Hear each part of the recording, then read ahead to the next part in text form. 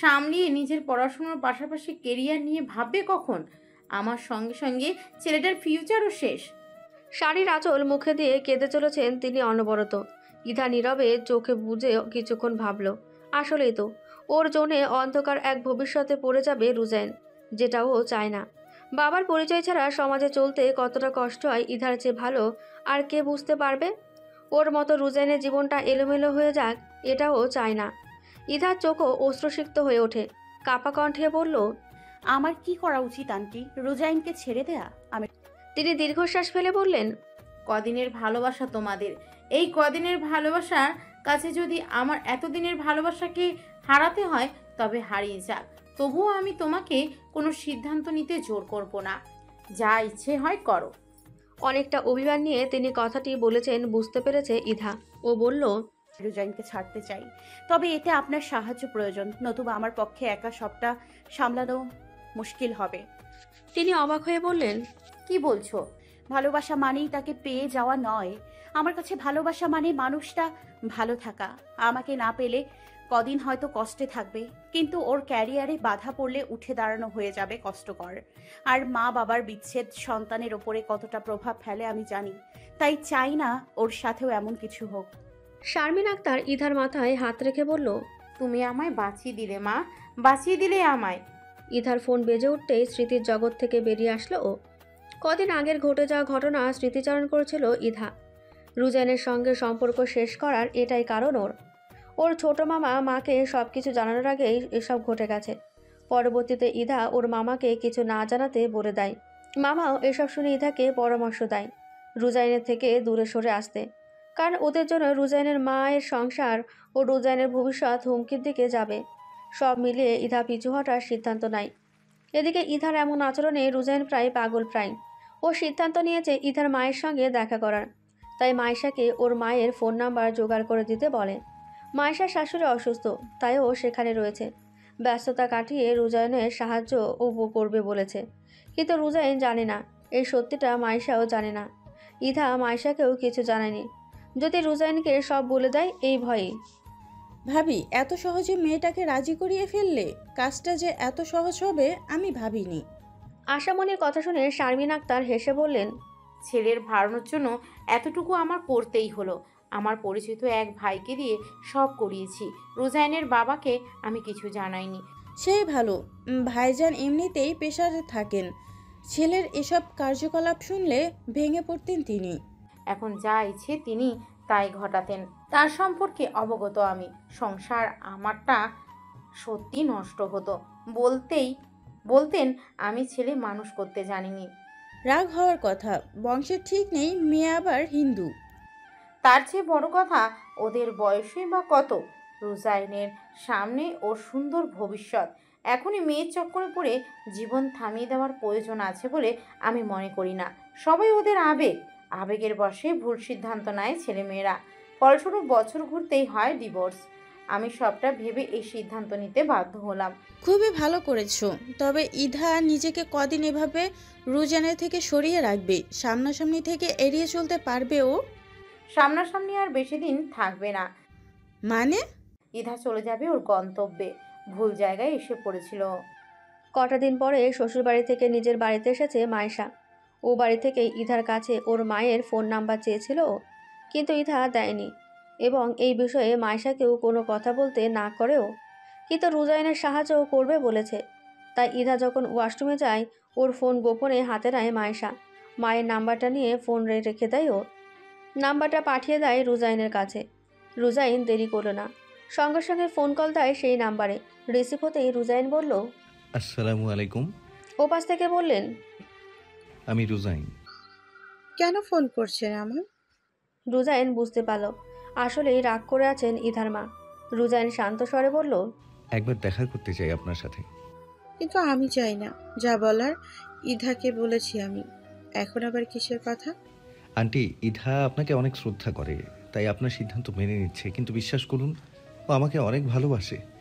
ওর অনেক কষ্ট হচ্ছে। ওকে এতটা কষ্ট দেবেন না প্লিজ। আমি ওকে ধরে রেখেছি? এতই ভালোবাসলে আমার সঙ্গে সম্পর্ক ছিন্ন করুন, বেছে নিক আমাদের। ও সেটা পারছে না, ওর দুজনকেই প্রয়োজন। কিন্তু আমাদের জীবনে তোমাকে প্রয়োজন নেই। এমনিতেই আমাদের জীবনে ঝামেলা শেষ নেই। মেয়েকে মুসলমান ছেলে বিয়ে করিয়ে সমাজ থেকে আলাদা হতে চাই না। ওই সমাজে এমনিতেও আপনাদের কদর নেই, আমি দেখাশোনা করব আপনাদের। এখন এই সমাজের নিজে বাড়ি আছে আমার, সেটার ভাড়া দিয়েই চলতে হবে। তোমার আশা করলে সেটা ভাড়াবো। তুমি টাকা কামাই করতে অনেক দেরি, ততদিন কি ভিক্ষা করে চলবো? আন্টি, আপনি এভাবে কথা বলছেন কেন? তো আব্বাজান ডেকে কথা বলবো। রাখো ফোন। আর ফোন দেওয়ার সাহস আমায় করবে না। এই বলে ফোনের লাইন কেটে দেওয়া হয়। তার আচরণে হতভম্ব হয়ে যায় রুজাইন। নিশ্চয়ই ইধাকেও হুমকি দিয়েছেন, তাই ও ঘাবড়ে আছে। তবে রুজাইনও থেমে থাকার পাত্র না। ইধাকে ঠিকই মানিয়ে নেবে ও। ইধা মানলে মাও আপনা আপনি মেনে যাবে। ওর ভয় কাটাতে হবে।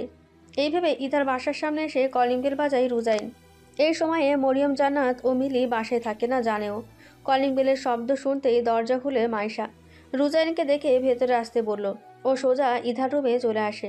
ইধা কানে ইয়ারফোন বুঝে গান শুনছিল। ও রুজাইনকে দেখতে পায় না। রুজাইন এসে এক ঝটকায় কান থেকে ইয়ারফোনটা নিয়ে মেঝেতে ফেলে দেয়। ইধা তৎক্ষণাৎ দাঁড়িয়ে বলল। এসব কোন ধরনের অভদ্রতা? রুজাইনও প্রায় চেঁচিয়ে বলল, তুমি আমার সঙ্গে যা করছো তাকে সভ্যতা? আমি তোমার বাসায় এভাবে হুটহাট গিয়ে চেঁচামেচি কখনো করি না। তুমি এসব করো।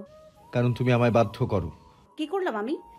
আমাকে তো মেরেই ফেলেছো, এখন দাফন করা বাকি, তবুও বলছো কি করেছো? তোমাকে সুস্থভাবেই সামনে দেখছি আমি। মনের অসুখ তুমি বুঝবে কিভাবে? ভালো মনে হয় আমি একাই বেসেছি। কি বলতে চাও? খানিকক্ষণ নীরব থেকে নিজেকে সামলে নেয় রুজাইন। বড় বড় কয়েকটা নিঃশ্বাস ফেলে বলল, আমি তোমাকে অনেক ভালোবাসি। আমি জানি তুমিও আমাকে ভালোবাসো। মায়ের ভয় ঘাবড়ে আছো, তাই না? ভয় না, মায়ের সিদ্ধান্তকে সম্মান জানাচ্ছি। আমাকে স্যাক্রিফাইস করে দেবে এই জন্য? আমার বাসায়ও কেউ মানেনি, আমি লড়াই করিনি বলো। ওরা আমায় শর্ত দিয়েছে, রাজি হয়েছি বলেই মেনেছে। আমার মাও শর্ত দিচ্ছে, রাজি হলে মানবে। বলো, রাজি হবে তুমি? রুজাইন প্রশ্নসূচক দৃষ্টিতে তাকিয়ে বলল, কি শর্ত? হিন্দু হতে হবে তোমাকে, পারবে? ওর কথা শুনে রুজাইন যেন আকাশ থেকে পড়ল। ও বলল, সিরিয়াসলি এই শর্ত তুমি আমাকে দিচ্ছ? তুমিও দিয়েছ আমায়। আমি নয়, আমার মা। আমিও নয়, আমার মা। আমি তোমাকে বাধ্য করিনি, বলেছি মা না মানলে আমরা নিজের মতো সবটা গড়ে নেব। চলো তুমি, তোমার ধর্মত্যাগের প্রয়োজন নেই। সম্ভব না, এটা সম্ভব না। কেন? আজীবন কষ্ট করে বড় হয়েছি, বেকার কাউকে বিয়ে করে আর কষ্ট পেতে চাই না। রুজাইন অবাক হয়ে বলল, ইধা। তা নয় তো কি?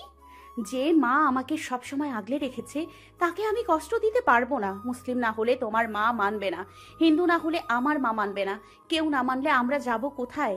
এত সব কিছু ম্যানেজ করব কিভাবে? আবেগে গা ভাসালে তো হবে না। তুমি নিজেই ভেবে দেখো না। আমি শুধু তোমাকে নিয়ে ভাবতে চাই ইধা। কিভাবে আমরা এক হব এটাই আমার একমাত্র ভাবার কারণ। কারণ তুমি কষ্টে বড় হওনি, আমি হয়েছি, তাই আমি জানি টাকা না থাকার কষ্টটা কেমন।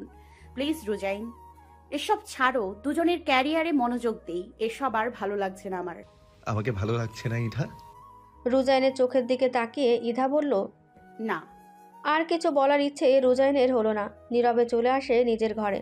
মায়েশা ইধার কাছে এসে বলল, এসব কেন বলছিস তুই? আসল ঘটনা কি বল আমায়। তখন আমি অন্ধ ছিলাম, আমার মা চোখ খুলে দিয়েছে আমার। ছেলেটাকে এভাবে কষ্ট দিতে বুকে বাঁধছে না তোর?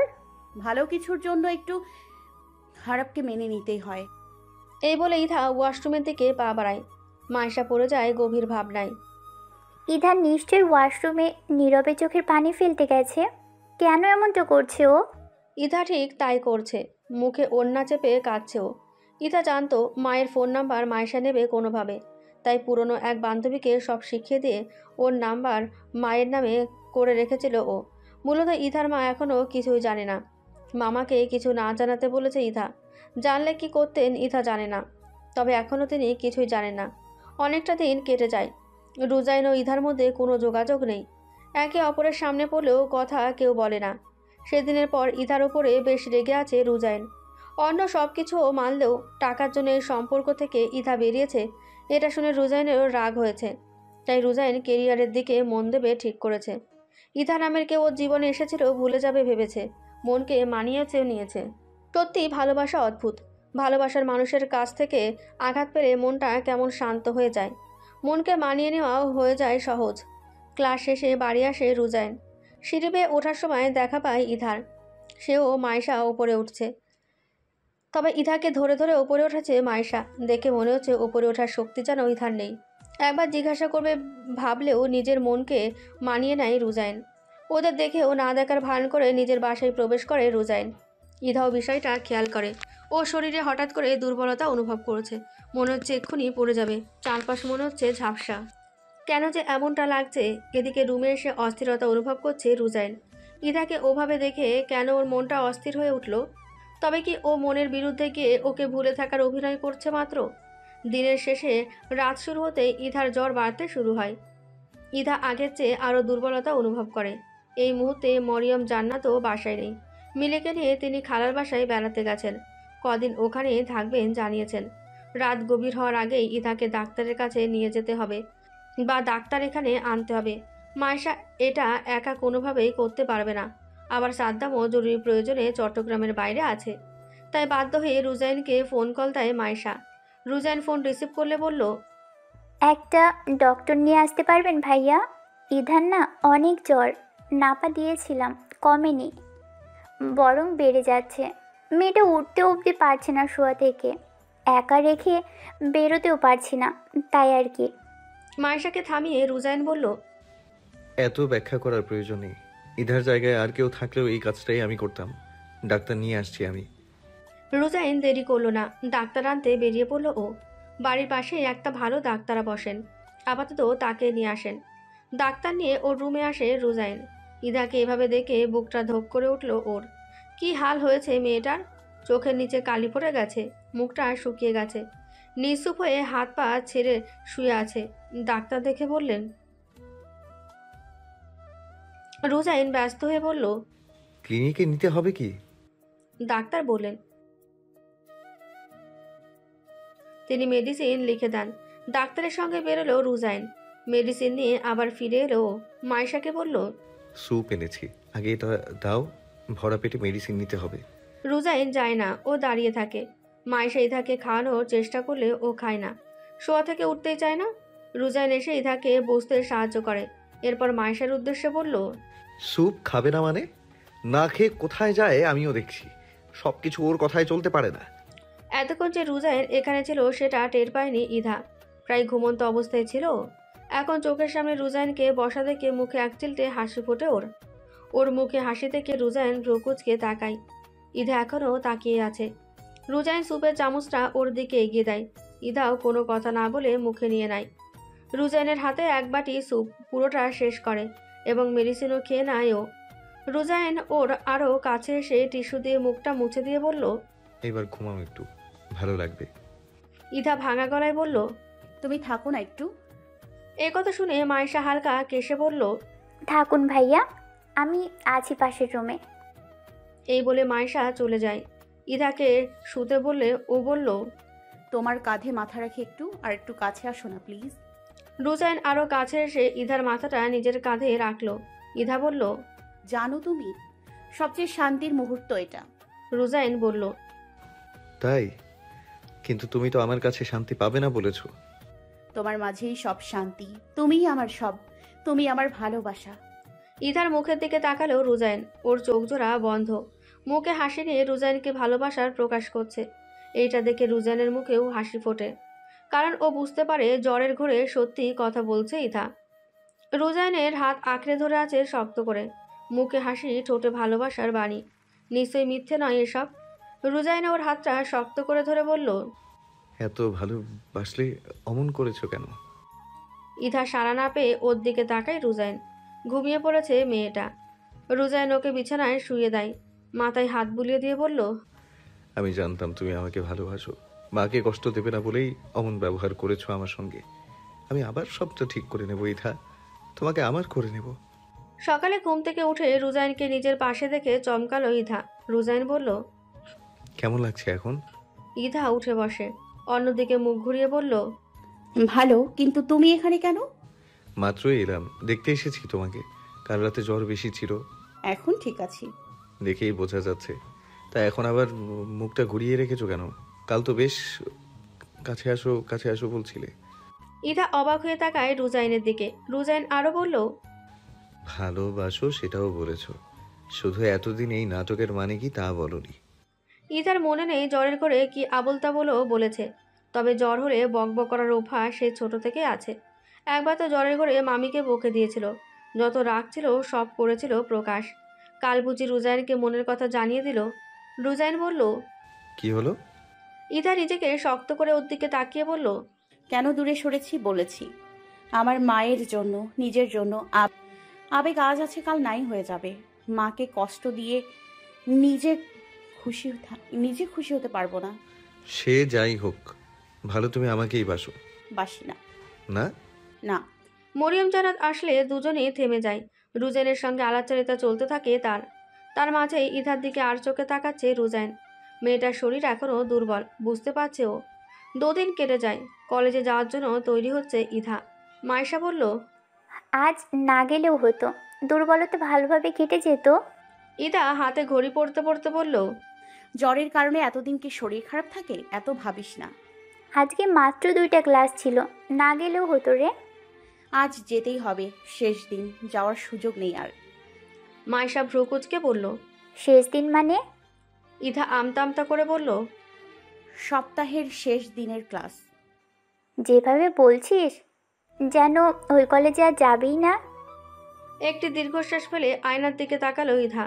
শেষবারের মতন আজ প্রাণপ্রিয় চট্টগ্রাম কলেজের ছাত্রী হয়ে যাবে ও।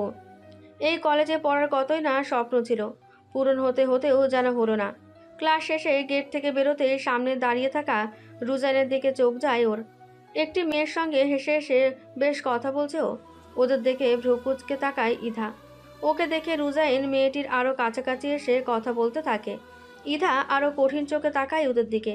মায়েশা ইধার দিকে তাকিয়ে বলল, কি দেখছিস ওভাবে? কেমন খিটমিট করছে দেখছিস? সে ভাইয়া করতেই পারে, তুই পাত্তা দিচ্ছিস না। এ যুগে ছেলে হয়ে কি দেবদাস হয়ে থাকবে? গম্ভীর মুখে রুজাইনের পাশ কাটিয়ে যেতে থাকে ইধা। মাইশার নাম ধরে ডেকে ওকে থামায় রুজাইন। ইধাও থামে। রুজাইন মাইশাকে বলল, ও হলো রুকমি, আমার নিউ ফ্রেন্ড।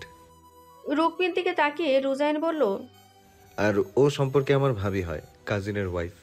মাইশা বলল, হ্যালো রুকমি আপু, কেমন আছেন? রুকমি হেসে বলল, ভালো ভাবি।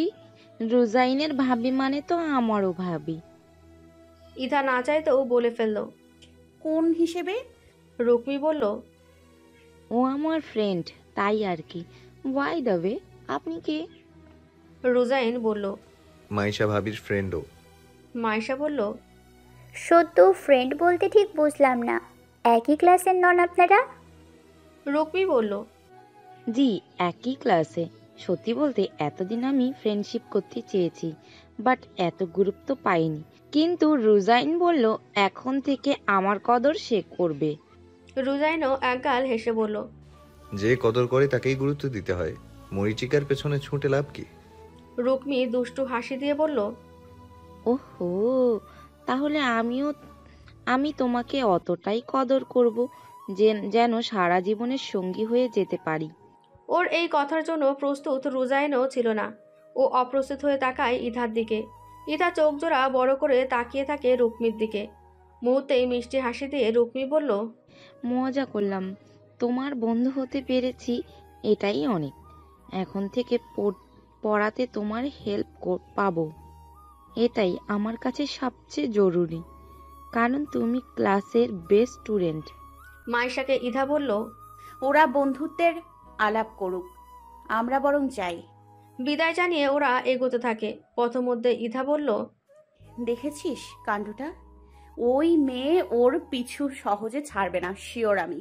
আর রোজাইনও ওকে পছন্দ করে জেনে ওর সঙ্গে ফ্রেন্ডশিপ কেন করলো? আচমকা রুজাইন ইধার সামনে এসে বলল।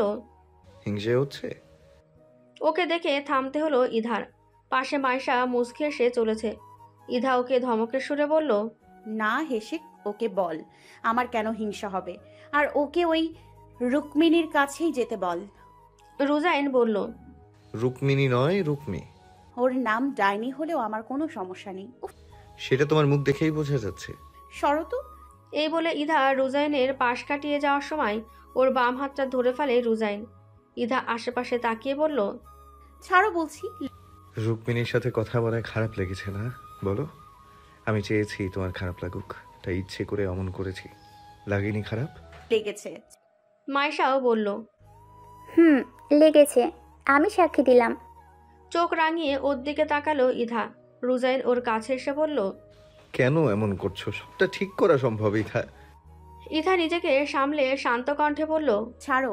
আগে বলো সম্ভব না? মানুষ দেখছে। লোকজনের পরোয়া আমি করি না। আমি করি। প্রশ্নের উত্তর দিলেই ছেড়ে দেব। একটু থেমে ইধা বলল, সম্ভব না, আমাদের এক হওয়া সম্ভব না, কারণ আমি চাই না। এই কথা শুনে ইধার হাত ছেড়ে দেয় রুজাইন। ও হাত ছাড়ায় ইধাও আটকে ওঠে।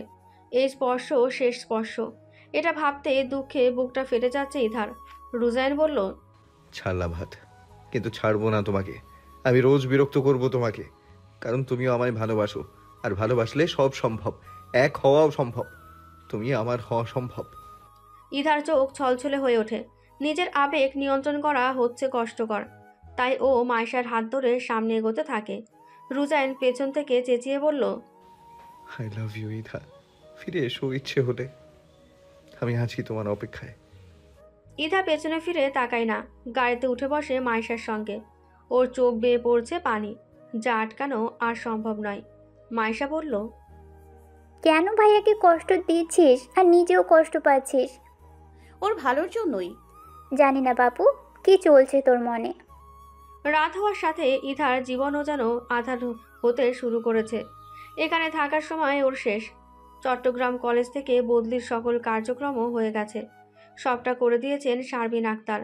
নিজ বাড়ি ফিরে যাবে ইধা। মায়ের সঙ্গে বাবার দেওয়া বাড়িতেই থাকবে। ওখানকার কলেজে ভর্তির কথাবার্তাও হয়ে গেছে। শুধুমাত্র এখান থেকে গিয়ে প্রয়োজনীয় কাগজপত্র জমা দেওয়া বাকি। সবটা শারমিন আক্তার টাকার জোরে করেছেন। আজ এই বাড়িতে শেষ রাত ওর। কাল ভোর হতেই বেরোতে হবে ওকে। এমনটাই কথা হয়েছে শারমিন আক্তারের সঙ্গে।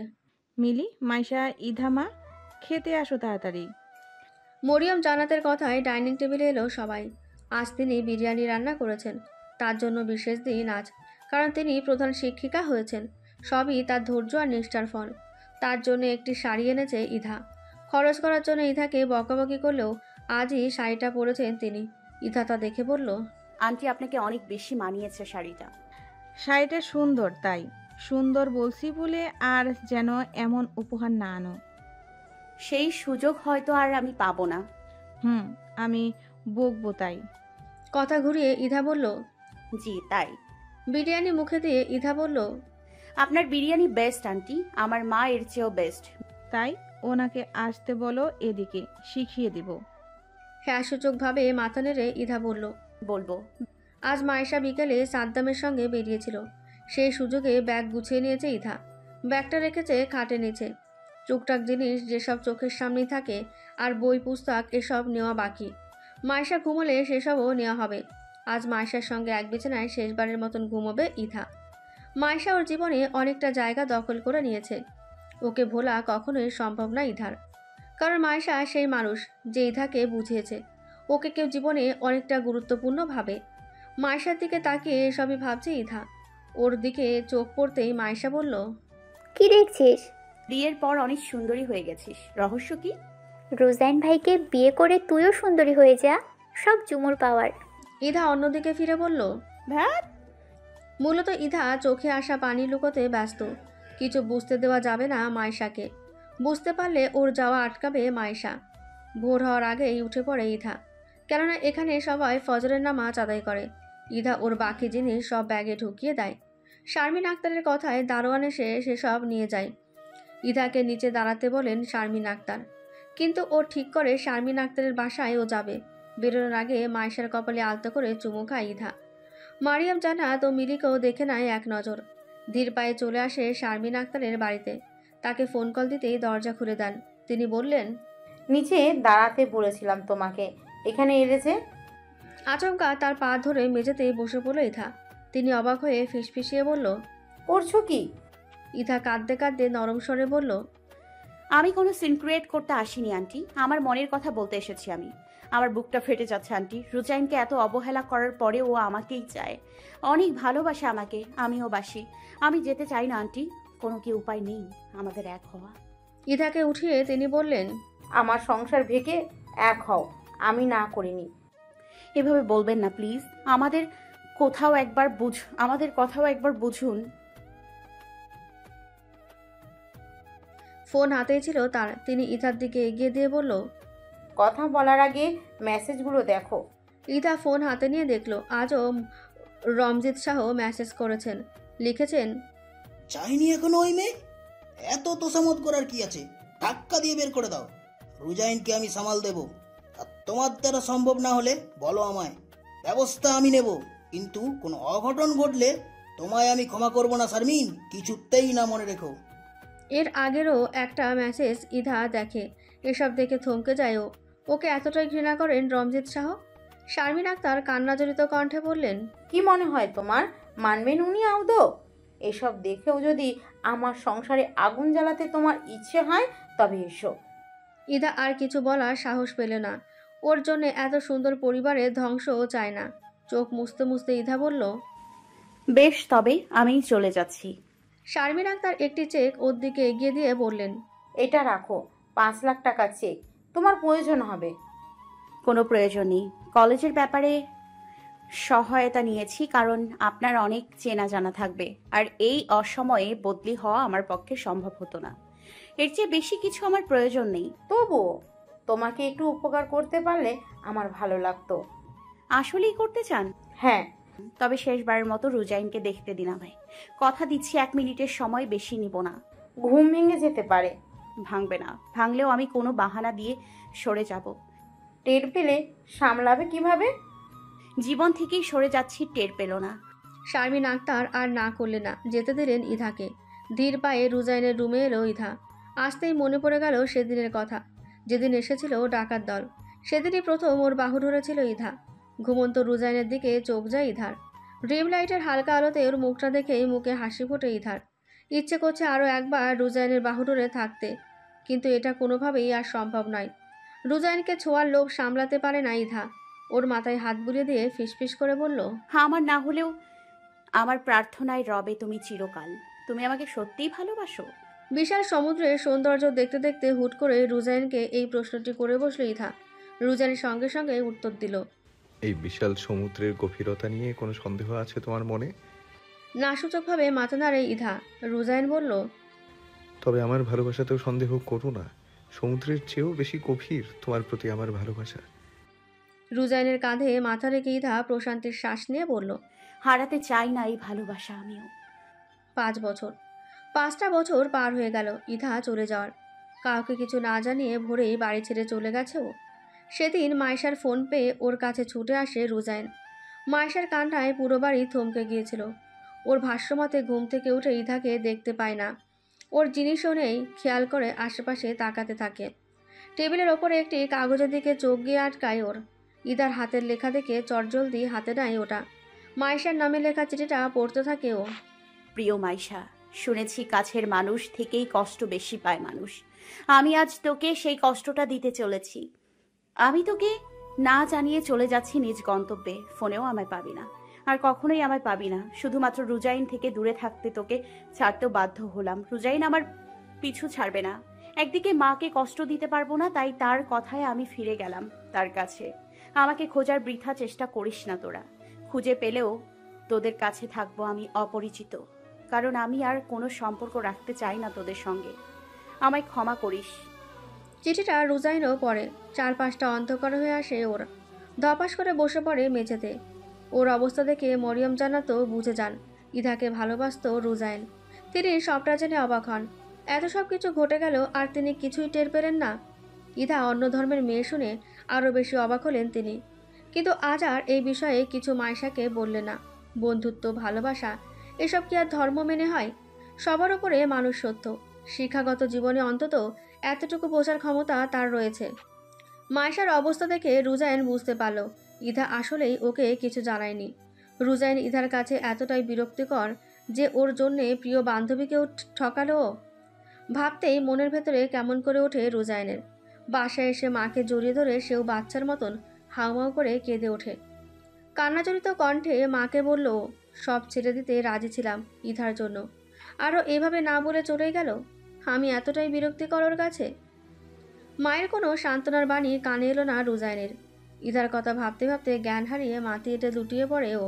আগের কথা ভেবে দীর্ঘশ্বাস পেল রুজাইন। ওর মাকে নিয়ে আজ কক্সবাজারের সমুদ্র দেখতে এসেছে। এতে যদি মনটা একটু ভালো হয়।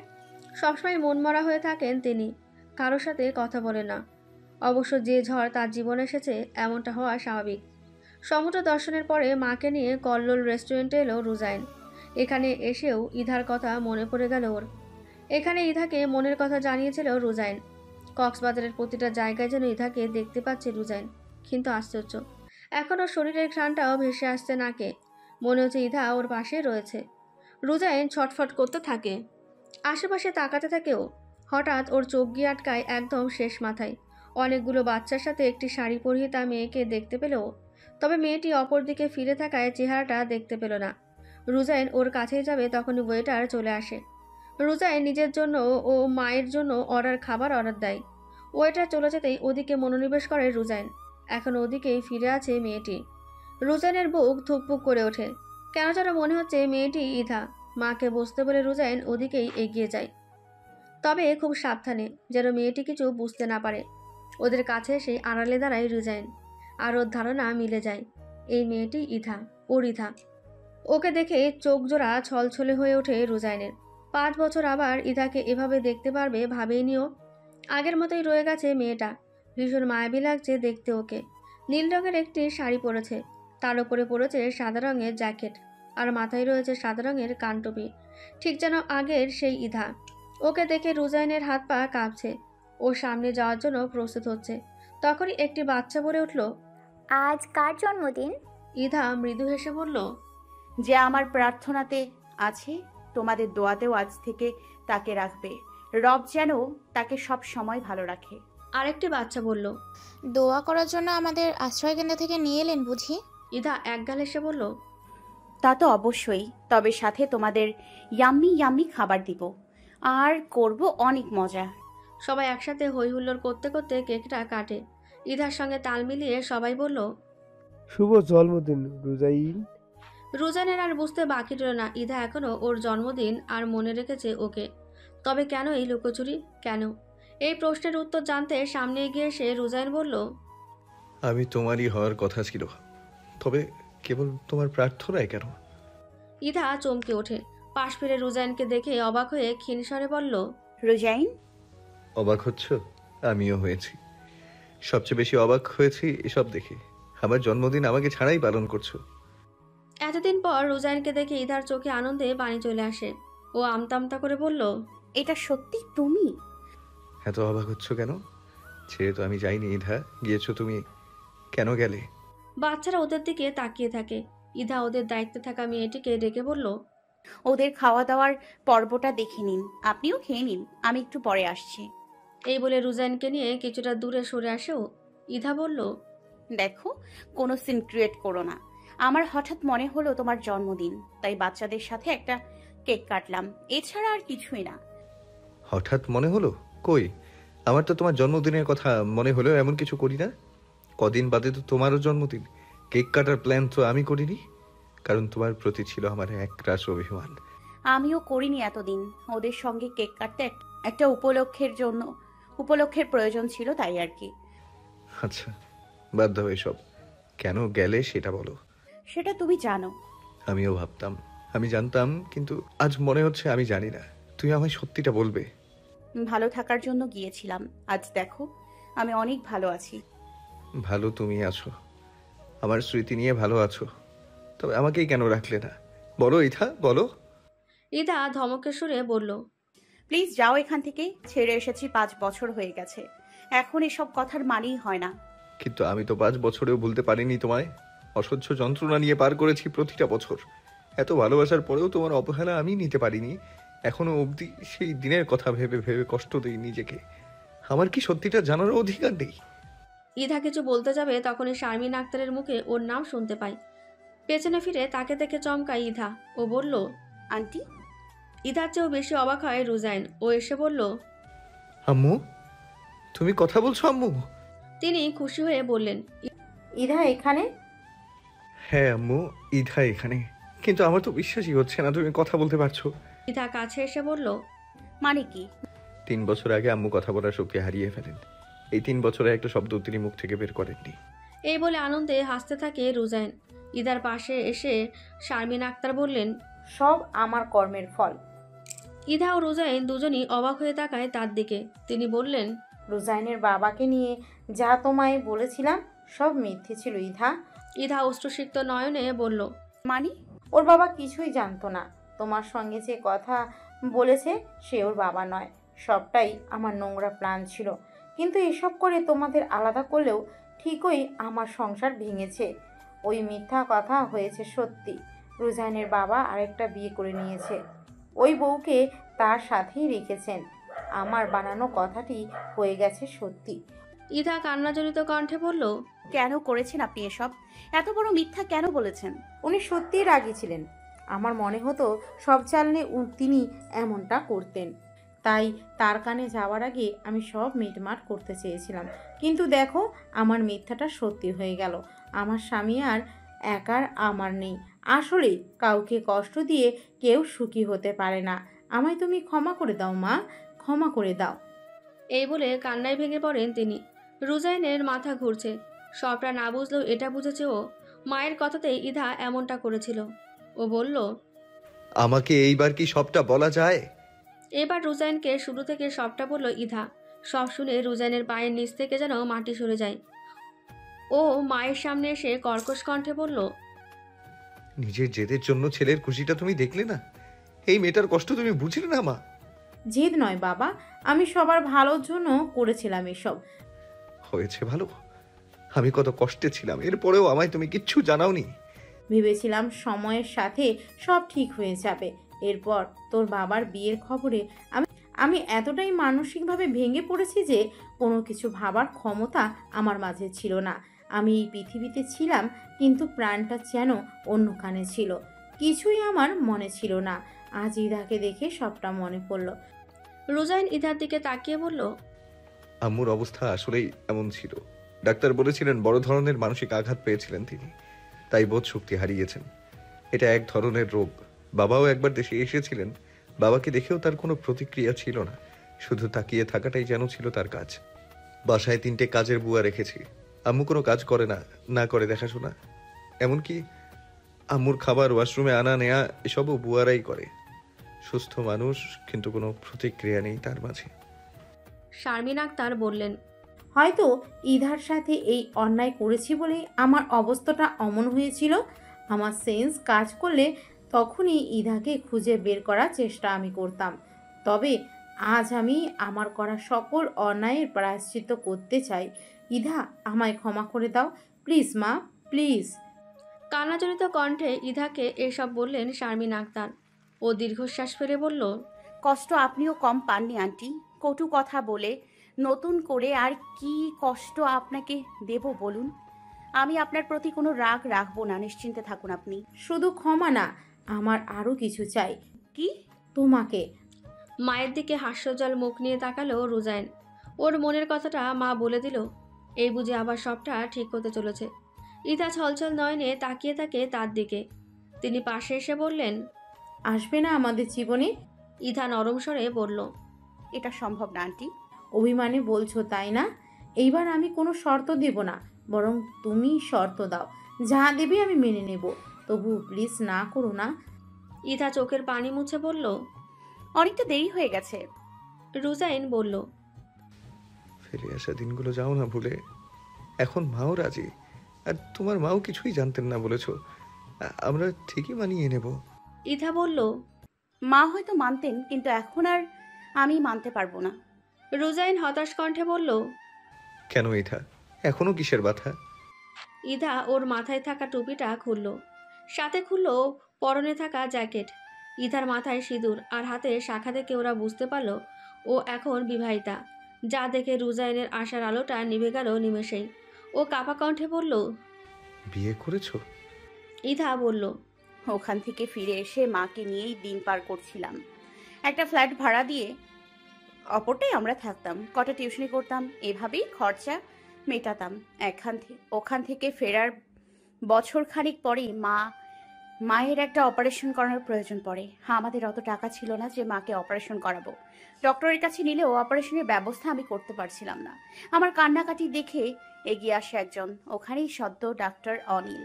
সে ফান্ড নিয়ে এর সহায়তা দিয়ে অপারেশন করাতে সাহায্য করে। এরপর মায়ের সঙ্গে তার বেশ ভাব, আর তখন থেকেই আমাকে নাকি তার পছন্দ হয়। এ কথা অবশ্য আরও বছর খানেক পরে জানাই, কিন্তু আমি তার ডাকে সাড়া দিতে পারিনি, কারণ ওটা মাকে না বললেও তাকে বলেছিলাম।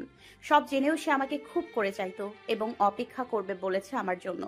অবশেষে মায়ের কথা রাখতে আমি বিয়েতে রাজি হই। আর জানো, 2 দিন আগেই আমাদের বিয়ে হয়েছে। আমরা এখানে এসেছি হানিমুনে। অবশ্য আমি কক্সবাজার আসতেই চাইনি, তোমার স্মৃতি তাড়া করবে আমায় এই ভেবে। এখানে তার একটা ক্যাম্পের কাজও আছে, তাই জোর করে নিয়ে আসলো। সবটা শুনে শব্দ করে কেঁদে উঠলেন শারমিন আক্তার। তিনি বললেন, আমার জন্য সব হয়েছে, কেন আমি অত স্বার্থপর হয়ে গিয়েছিলাম? ইধা বলল, নিয়তি হয়তো এটাই চাইতো আন্টি, তাই আপনাদের সাথে দেখা হওয়ার আগেই বিয়েটা হয়ে গেল আমার। রুজাইনের চোখও ছলছলে। ইধার জ্যাকেট ও টুপির কারণে এতক্ষণ শাখা সিঁদুর চোখেই পড়েনি ওর। না জেনে অন্য স্ত্রীকে নিজের করে পাওয়ার আকাঙ্ক্ষা করেছিল, যা মোটেও উচিত নয়। অনিল নিশ্চয়ই ইধাকে ভীষণ ভালোবাসে, তাই তো 4টে বছর আগলে রেখে নিজের করে নিয়েছে ওকে। আর কোনো কথা বলে ইধাকে কোনো দ্বিধাতে ও ফেলতে চায় না। রুজাই নিজেকে শক্ত করে বলল, কোথায় তোমার হাজবেন্ড? ক্যাম্পের কাজ শেষ করেই আসবে, তোমরা বসো না। আমারও কিছু কাজ আছে, আজ আসি। রুজাইনকে থামিয়ে ইধা বলল, আমাকে মাইশার ফোন নাম্বারটা দেবে? কেন নয়? মায়েশার নাম্বার নিয়ে নেয় ইধা। এরপর রুজাইনের দিকে তাকিয়ে ও বলল, তুমি ভালো থাকার জন্যই ভালোবাসা স্যাক্রিফাইস করে চলে এসেছিলাম, এভাবে ছন্নছাড়া হয়ে থেকো না। রুজাইন মুখে হাসি আনার চেষ্টা করে বলল, ভালোবাসার প্রতি বিশ্বাস ছিল না, কিন্তু এখন আবার জন্মেছে। তুমি তো আমায় ঠকাওনি, বরং আমায় ভালোবেসে আমার ভালোটা চেয়েছিলে। আর এই ভালোবাসার বিশ্বাস নিয়ে আমিও নিজের জীবনকে আর ছন্ন ছাড়া থাকতে দেব না। ইধা হাসি মুখে বলল, আমিও চাই এটাই। হাসি তাহলে? হ্যাঁ সূচকভাবে মাথাটা নাড়ে ইধা। রুজাইন মাকে নিয়ে বেরোচ্ছে রেস্টুরেন্ট থেকে। ওর মনে চলছে ভয়াবহ তুফান। পেয়ে হারানোর কষ্টের চেয়ে না পাওয়ার কষ্টটাই যেন ভালো ছিল। আজ অনেকটা হালকা লাগছে ইধার মন। রুজাইনও নিজেকে গুছিয়ে নেবে ভেবে শান্তি পাচ্ছে ও। তবুও হৃদয়ের গহীনে একটা আফসোস থেকেই গেল, রুজাইনকে নিজের করে না পাওয়ার আফসোস। ইধা নিজের ফোন থেকে মাইশার নাম্বারে ডায়াল করে। একবার রিং হতেই রিসিভ করা হয়। উপাস থেকে ছোট্ট বাচ্চার কণ্ঠস্বর ভেসে আসে কানে। ইধা বলল, কে তুমি? বাচ্চাটি আধো ভাষায় কি যেন বলছে, ইধা বুঝতেই পারছে না। তবে এবার মায়েশার কণ্ঠস্বর শুনতে পায় ও। ফোন রিসিভ করায় বাচ্চাকে বকে ও হাতে নিয়ে নেয়। এরপর বলল, আসসালামু আলাইকুম। কিছু মনে করবেন না, হাতে চাপ পড়ে বাচ্চা রিসিভ করে ফেললো। কে বলছেন? ইধা। ওর নাম শুনে বিস্ময়ে শেষ পর্যায়ে চলে আসে মায়েশা। ও কাপা কণ্ঠে বলল, তুই? আমি কি খালামণি হয়ে গেলাম? আরও 2 বছর আগেই। আমার এত ভালো একটা সময়ে তোকে পাশে পাইনি। কত খুঁজেছি তোকে, এভাবে ছেড়ে যেতে পারলি? নিরুপায় ছিলাম। তবে এখন ফিরে এলি কেন? এলি যখন, আরও আগে এলি না কেন? এত কষ্টে ছিলাম আমি। হয়তো আজও আসা হতো না, কিন্তু আজ আর কোনো বাধা নেই। মানে? অনিলকে এগিয়ে আসতে দেখে ইধা বলল, আমি তোকে পরে ফোন কল দেব, অনেক কথা জমে আছে রে, এখন রাখছি। হারিয়ে যাবি না তো আবার? তোর কাছ থেকে আর কখনোই হারাবো না, কখনোই না। অনিল এসে বলল, দেরি করে ফেললাম তাই না?